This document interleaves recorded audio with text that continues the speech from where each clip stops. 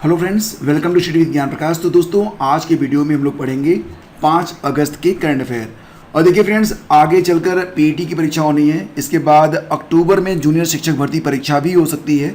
और इसके अलावा आरओ की परीक्षा दिसंबर में होनी है, यूपीपीसीएस अक्टूबर में है और अन्य परीक्षाएँ भी होने वाली हैं। तो इसके लिए पिछले 8 महीने का दिसंबर 2020 से लेकर जुलाई 2021 तक का एक कंप्लीट करंट अफेयर आपको दिया जा रहा है।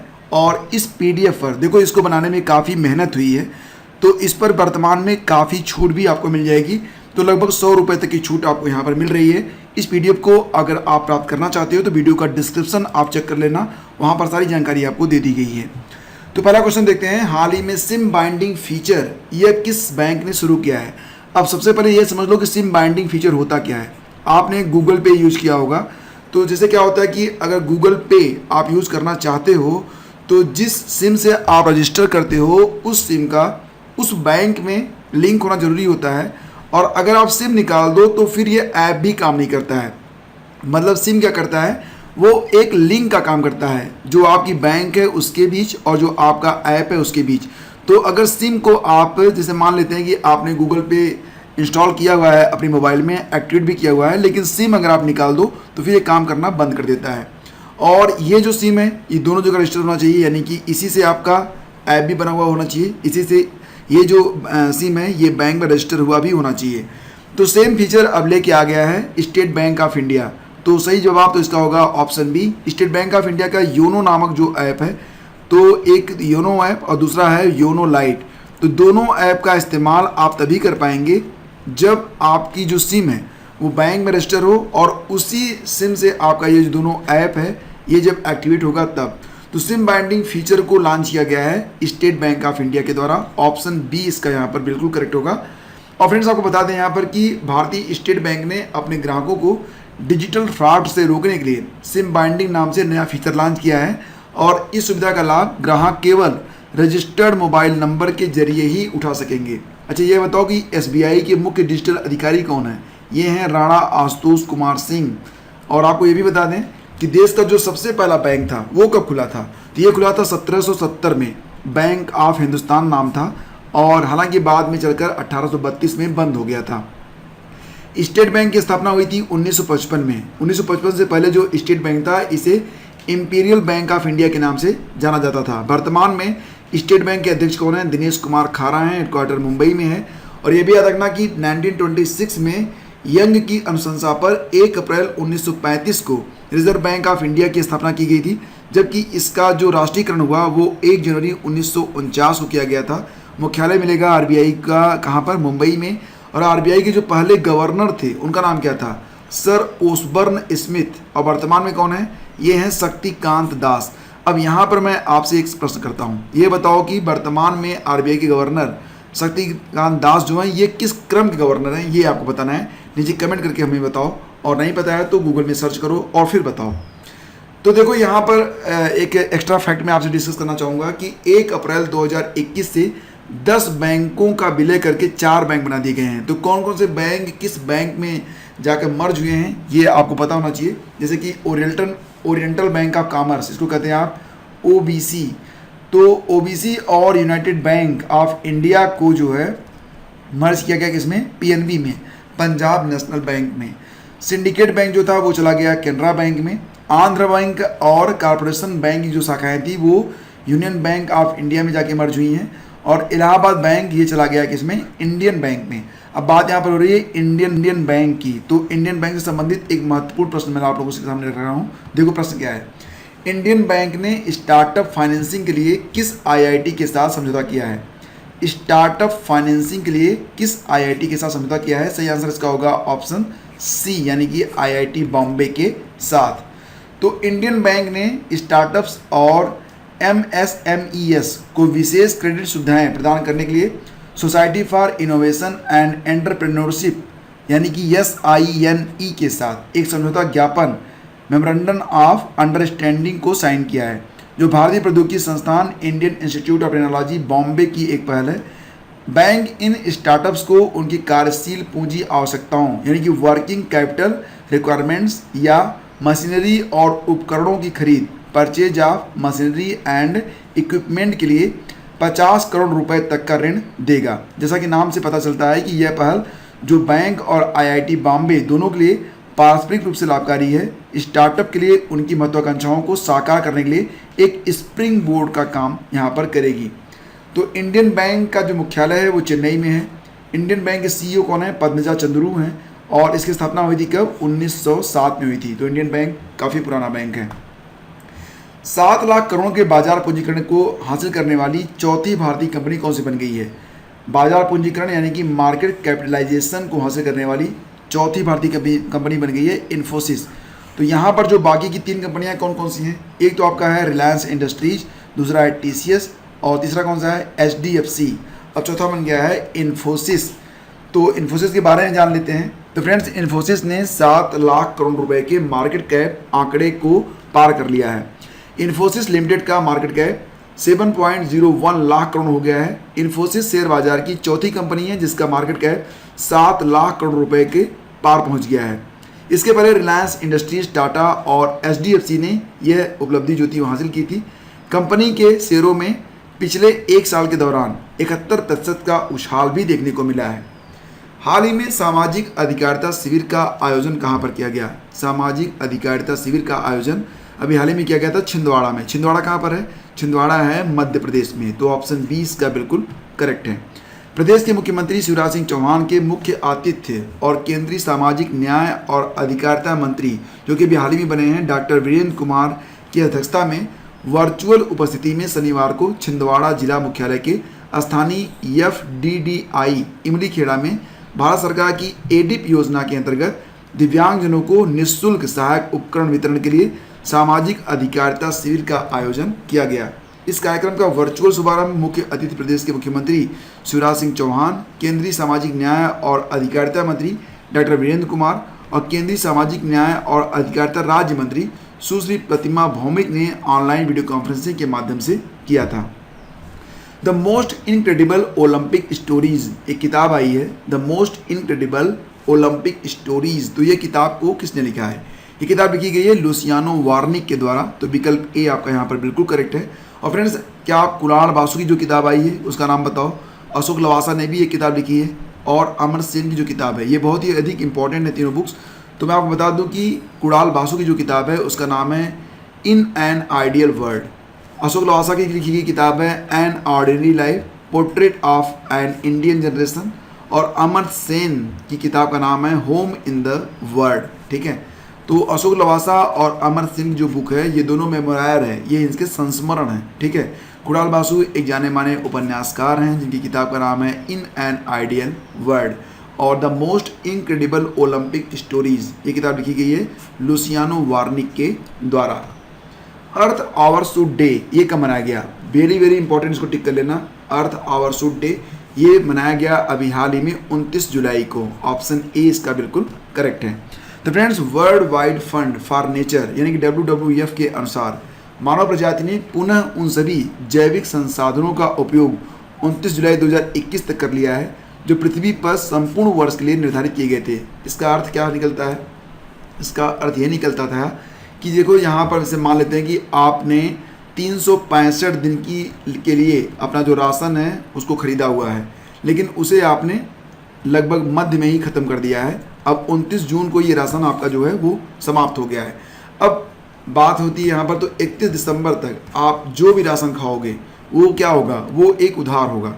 तो मानव प्रजाति वर्तमान में पृथ्वी के पारिस्थितिक तंत्र द्वारा उत्पादित 74% अधिक जैविक संसाधनों का उपयोग करती है, यानी कि जितना आपके पास राशन उपलब्ध होता है उससे 74% अधिक आपकी खपत हो गई है। इसका अर्थ यह है कि हम प्राकृतिक संसाधनों का 1.75 गुना अधिक तेजी से प्रयोग कर रहे हैं। ठीक है, और अर्थ ओवरशूट दिवस से लेकर वर्ष के अंत तक मानव प्रजाति ये पारिस्थितिक घाटे की स्थिति में रहती है, यानी कि हम सिर्फ प्रकृति से ले रहे होते हैं, उसको जो है भर नहीं पाएंगे, उसकी भरपाई नहीं हो पा रही है। अर्थ ओवरशूट डे की अवधारणा पहली बार यूके के think tank new economics foundation के एंड्रयू सिम्स के द्वारा प्रस्तुत की गई थी। तो ये भी याद रखना कि अर्थ ओवरशूट डे की जो अवधारणा है, कंसेप्ट है, इसे यूके का एक थिंक टैंक है जिसका नाम है न्यू इकोनॉमिक्स फाउंडेशन, और उसके एंड्रयू सिम्स के द्वारा इसे प्रस्तुत किया गया है। वर्ष 2006 में ग्लोबल फुटप्रिंट नेटवर्क के साथ मिलकर पहला ग्लोबल अर्थ ओवरशूट डे अभियान को शुरू किया गया था। तो पहली बार इसे कब मनाया गया था? वर्ष 2006 में मनाया गया था। अर्थ ओवरशूट डे की गणना ग्रह की जैव क्षमता यानी कि उस वर्ष पृथ्वी द्वारा उत्पन्न पारिस्थितिक संसाधनों की जो मात्रा है उसको मनुष्यों के पारिस्थितिक पदचिन्ह यानी कि उस वर्ष के लिए मानवता की मांग से विभाजित करके और 365 से मल्टीप्लाई करके एक वर्ष में दिनों की संख्या की गणना की जा सकती है। मतलब पृथ्वी की जैव क्षमता कितनी है, मतलब पृथ्वी पर कुल राशन कितना है और उसका इस्तेमाल कितना हो रहा है, उसको मल्टीप्लाई कर दो 365 से, ये आ जाएगा आपका अर्थ ओवरशूट डे। यानी कि इतने दिनों में आपका जो राशन है पृथ्वी पर का वो समाप्त हो जाएगा, फिर आप जो भी लोगे वो उधार रहेगा। विल आइजनर कॉमिक इंडस्ट्री अवार्ड ये किसे प्रदान किया गया है? विल आइजनर कॉमिक इंडस्ट्री अवार्ड ये दिया गया है अभी हाल ही में आनंद राधाकृष्णन को। ऑप्शन बी करेक्ट है। तो ग्राफिक कलाकार आनंद राधाकृष्णन ने प्रतिष्ठित विल आइजनर कॉमिक इंडस्ट्री अवार्ड को जीता है और इसे कॉमिक्स की दुनिया में ऑस्कर के बराबर माना जाता है। फ्रेंड्स, कॉमिक्स मुझे बहुत पसंद थी बचपन में और अभी भी मुझे अगर वक्त मिल जाए तो थोड़ी बहुत जरूर पढ़ता हूँ और मुझे लगता है कि कॉमिक्स एक हमारा स्वस्थ मनोरंजन करता था और उसके जैसी कोई और किताब तो नहीं लगती मुझे फिलहाल, मतलब लगती है, मतलब बच्चों के मनोरंजन के लिए ये बहुत अच्छी विधा थी। इससे आपका जो लैंग्वेज होता था वो काफ़ी इम्प्रूव हो जाता था और भाषा पर पकड़ भी बनती थी। आइजनर पुरस्कार ये प्रतिवर्ष दिए जाते हैं और राधाकृष्णन द्वारा जीता गया पुरस्कार ये सर्वश्रेष्ठ चित्रकार, मल्टीमीडिया कलाकार, आंतरिक कला, best painter, multimedia artist, interior art, एक ग्राफिक नॉवेल की कला और छवियों के निर्माता को सम्मानित करने के लिए दिया जाता है। राधाकृष्णन ने यूके के कलरिस्ट जॉन पियर्सन के साथ इस पुरस्कार को साझा किया है। उन्होंने यूके स्थित लेखक राम वी के 145 पृष्ठ graphic novel blue in green नामक जो ग्राफिक नावल है इस पर अपने काम के लिए यह पुरस्कार जीता है, जिसे इमेज कॉमिक्स द्वारा अक्टूबर 2020 में प्रकाशित किया गया था। और बात करें अगर इस पुरस्कार के बारे में तो 1987 में कॉमिक्स के लिए लोकप्रिय किर्बी अवार्ड्स के बंद होने के बाद अमेरिकी कॉमिक्स संपादक डेव ओल्ड्रिच द्वारा 1988 में आइजनर अवार्ड की स्थापना की गई थी। आइजनर्स का नाम प्रसिद्ध लेखक और कलाकार विल आइजनर के सम्मान में रखा गया है। पुरस्कारों की घोषणा हर साल सैन डिएगो कॉमिक कॉन में की जाती है। सैन डिएगो कॉमिक कॉन के दौरान इसकी घोषणा की जाती है। नेशनल मिनरल इन्वेंट्री के आंकड़ों के अनुसार सोने के अयस्कों का सबसे बड़ा भंडार किस राज्य में स्थित है? और मुझे लगता है कि एग्जाम में ये क्वेश्चन आएगा जरूर, वेरी इंपॉर्टेंट। इसका सही आंसर होगा ऑप्शन ए यानी कि बिहार। तो फ्रेंड्स, नेशनल मिनरल इन्वेंट्री के आंकड़ों के अनुसार देश में स्वर्ण अयस्क का जो प्राथमिक भंडार है वो कितना है? 50.183 करोड़ टन अनुमानित किया गया है। इसमें 1.722 करोड़ टन को रिजर्व कैटेगरी में रखा गया है। शेष 48.4 करोड़ टन को शेष रिसोर्स कैटेगरी में रखा गया है। आंकड़ों के मुताबिक देश में स्वर्ण अयस्क का सबसे बड़ा जो हिस्सा है वो बिहार के पास है। स्वर्ण अयस्क की रिसोर्स कैटेगरी का करीब 44% हिस्सा यानी कि करीब 22.28 करोड़ टन ये बिहार में है। दूसरे स्थान पर आता है राजस्थान 25%, कर्नाटक आता है तीसरे स्थान पर 21%, उसके बाद आता है पश्चिम बंगाल 3%, आंध्र प्रदेश 3%, झारखंड 2% और अयस्क के शेष 2% रिसोर्स जो हैं वो छत्तीसगढ़, मध्य प्रदेश, केरल, महाराष्ट्र और तमिलनाडु में स्थित हैं। तो याद रखना कि स्वर्ण अयस्क का सबसे बड़ा भंडार जो है वो कहाँ पर है? वो बिहार में मिलेगा आपको। रिजर्व बैंक ऑफ इंडिया ने हाल ही में किस बैंक का लाइसेंस रद्द कर दिया है? और ये बैंक है गोवा स्थित Madgaon urban cooperative bank company limited. तो ऑप्शन डी इसका बिल्कुल करेक्ट है। याद रखना कि बैंक की जो वर्तमान वित्तीय स्थिति है वो ऐसी नहीं है कि जो उसके जमाकर्ता हैं उनके धन की वापसी कर सके और लगभग 99% जमाकर्ताओं को deposit insurance and credit guarantee corporation यानी कि DICGC से पूरी जमा राशि प्राप्त होगी। तो जो ग्राहकों का पैसा है वो डूबा नहीं है, लेकिन Madgaon urban cooperative bank limited Goa का जो लाइसेंस है वो RBI के द्वारा रद्द कर दिया गया है, निरस्त कर दिया गया है। निम्नलिखित में से किस संस्थान ने हाल ही में अटल इनोवेशन मिशन, इसको आप क्या कहते हो, एम भी कहते हो, AIM के साथ साझेदारी में ATL tinkerpreneur summer boot camp को पूरा किया है? हम आपको बताएंगे कि ATL tinkerpreneur summer boot camp क्या होता है, लेकिन फिलहाल ये जान लो कि एम के साथ ATL tinkerpreneur summer boot camp को पूरा किया गया है नीति आयोग के द्वारा। तो ऑप्शन सी यहाँ पर आपका बिल्कुल करेक्ट है। नीति आयोग और अटल इनोवेशन मिशन ने 2 महीने लंबे एक विशेष और डिजिटल कौशल उद्यमिता कार्यक्रम को सफलतापूर्वक पूरा किया है, जिसे ATL tinkerpreneur summer boot camp launch मतलब नाम इसको दिया गया है और इसे पूरे भारत में आयोजित किया गया था। देश भर के हाई स्कूल के छात्रों के लिए डिजाइन किए गए इस कार्यक्रम में देश के 32 राज्यों और 298 डिस्ट्रिक्ट में 9000 से अधिक प्रतिभागियों ने, जिसमें 4000 से अधिक महिला प्रतिभागी थी, ने भाग लिया और इस बूट कैंप में 820 ATL की भागीदारी देखी।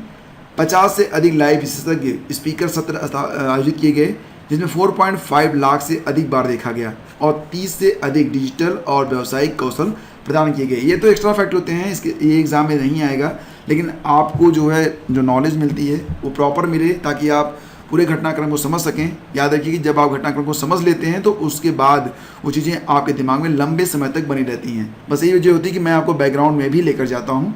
फिलहाल इतना याद रखना कि अटल इनोवेशन मिशन के साथ साझेदारी में ATL tinkerpreneur summer boot camp को लॉन्च किया गया था नीति आयोग के द्वारा और इसकी जो अवधि रही वो 31 मई 2021 से 1 अगस्त 2021 तक रही और 9 सप्ताह तक चले। इस कार्यक्रम में उपस्थित लोगों को एक व्यावसायिक विचार विकसित करने और नया व्यवसाय स्थापित करने के लिए एक एंड टू एंड रणनीति बनाने में इससे उनको मदद मिली है।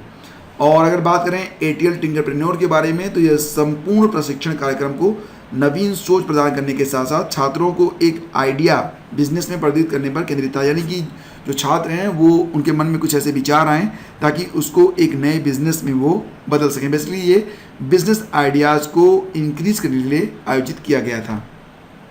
28 और 29 जुलाई 2021 को आयोजित ब्रिक्स आतंकवाद विरोधी कार्य समूह की 6ठी बैठक की अध्यक्षता की गई थी। किसके द्वारा? जी हाँ, ऑप्शन ए, भारत के द्वारा। ब्रिक्स आतंकवाद विरोधी कार्य समूह की 6ठी बैठक थी जिसकी अध्यक्षता की गई है भारत के द्वारा। तो फ्रेंड्स, इसकी चर्चा हुई थी 28 और 29 जुलाई को। कार्यकारी समूह के 4 सदस्य देश भारत, रूस, ब्राज़ील, चीन और दक्षिण अफ्रीका की भागीदारी के साथ कार्य समूह की बैठक वर्चुअल आधार पर आयोजित की गई थी, यानी कि इसमें जो बैठक हुई थी वो वीडियो कॉन्फ्रेंसिंग के माध्यम से हुई थी। ब्रिक्स देशों ने राष्ट्रीय, क्षेत्रीय और वैश्विक स्तर पर आतंकवादी खतरों के आकलन पर भी विचारों का आदान प्रदान किया और कार्य योजना के अनुसार आतंकवाद रोधी सहयोग को और मजबूत करने के लिए दृढ़ संकल्पित हुए हैं। तो यहाँ पर देखो, चीन ने अभी हाल ही में अफगानिस्तान में जो आतंकवादी गतिविधियाँ बढ़ रही हैं उससे लड़ने के लिए पाकिस्तान से एक समझौता भी किया है। मैंने अभी कुछ दिन पहले आपको इसको पढ़ाया भी था। और फ्रेंड्स, से बात करते हैं कुछ नंबर 212 की। प्रश्न पूछा गया था कि ई-संवाद पोर्टल किस मंत्रालय के द्वारा शुरू किया गया? आंसर इसका था महिला और बाल विकास मंत्रालय। आप सभी के जवाब बिल्कुल करेक्ट रहे। और अब बारी है कुछ नंबर 213 की। प्रश्न होगा कि माले कोटला को किस राज्य का 14वां जिला बनाया गया है? और फ्रेंड्स, वीडियो अगर आपको पसंद आता है तब प्लीज़ आप इसे लाइक और शेयर कर दिया करें। और देखिए, लेक्चर की PDF आपको मिल जाती है हमारे टेलीग्राम चैनल पर। तो टेलीग्राम चैनल अगर आपने अभी तक ज्वाइन नहीं किया है तो प्लीज़ इसे ज्वाइन कर लें और पूरे 8 महीने का संपूर्ण करंट अफेयर अगर डाउनलोड करना चाहते हैं तो वीडियो का डिस्क्रिप्शन चेक जरूर कर लेना। Thank you so much. Have a great day. जय हिंद।